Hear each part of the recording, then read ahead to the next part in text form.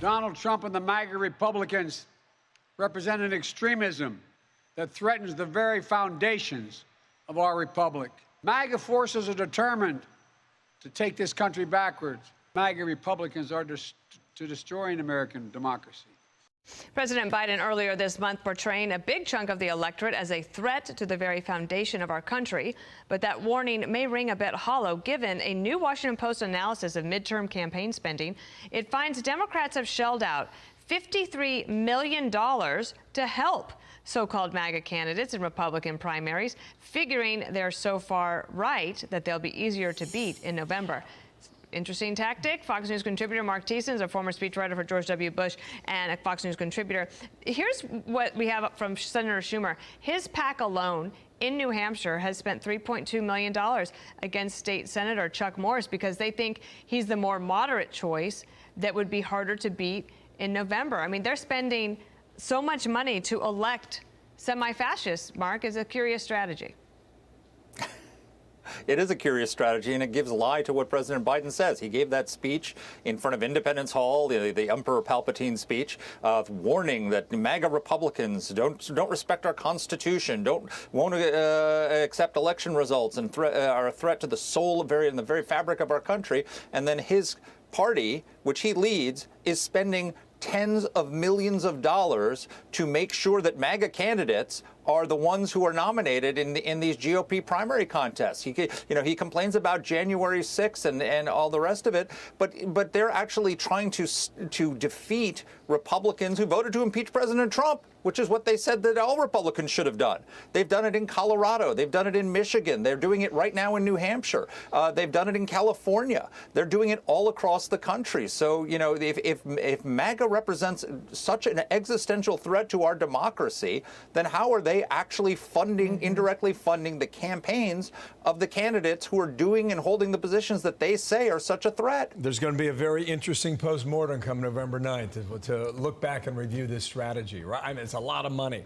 Meanwhile, Washington Post with an editorial today calling on John Fetterman in Pennsylvania to show his cards. Here's the headline. Fetterman needs to debate more than once for U.S. Senate. It goes into the piece, Mark, and basically says, what you're doing right now is not good enough. So then, does Fetterman change in the next 55 some odd days?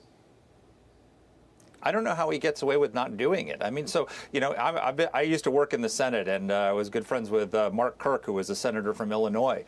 Mark Kirk had a stroke that put him out it took him a year to get back to the Senate. It had brain surgery, much more serious stroke than John Fetterman had. He wasn't able to walk. He was in a wheelchair. He had 2 debates when he ran in 2016 with his opponent, and he was fine, and he was able to debate. He didn't win, but at least he stood up to debate. How can John Fetterman go? I mean, debating is the job of a United States senator. That's what you do. You go to the floor and you debate and you argue for legislation and you function. How can he do that? And his campaign is telling voters he's healthy enough to run. He's healthy enough to serve in the Senate. So you can have reasonable accommodations if he needs some kind of audio processing equipment because he's having audio processing problems or a teleprompter or something like that, so he can understand the questions. That's fine. But you have to debate, and you have to debate more than once. Yeah. And you have to debate before voting starts on September 19th in the state of Pennsylvania, when the mail-in ballots start coming in. So when he says, I'll have one debate at the end of October, that's after people have been voting for almost a month. He's got to vote. He's got to debate, and he's got to debate now. All voters are being asked in these Senate races to invest in somebody as a representative in the U.S. Senate for the next 6 years. And it's not unreasonable to ask him to debate the opponent that he is attacking in social media and in ads. And one of the things that he would have to defend in regards to Fetterman is he's called for releasing a third of inmates.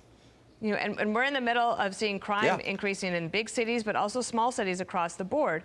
That would be just one of the things that he would have to talk about, Mark. No doubt. And, he did an interview before his stroke in 2021.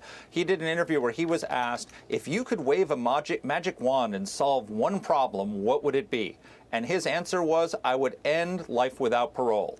His answer was, I would release convicted murderers. That was the one, if you could only do one thing, release convicted murderers. I think if you went to Pennsylvania voters and asked and gave them a magic wand and said, hey, you could solve one problem, they might say, I'd solve inflation.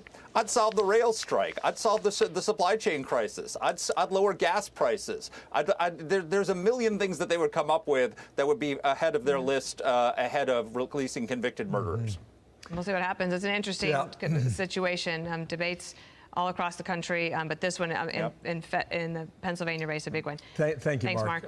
I'm Steve Doocy. I'm Brian Kilmeade. And I'm Ainsley Earhart. And click here to subscribe to the Fox News YouTube page to catch our hottest interviews and most compelling analysis.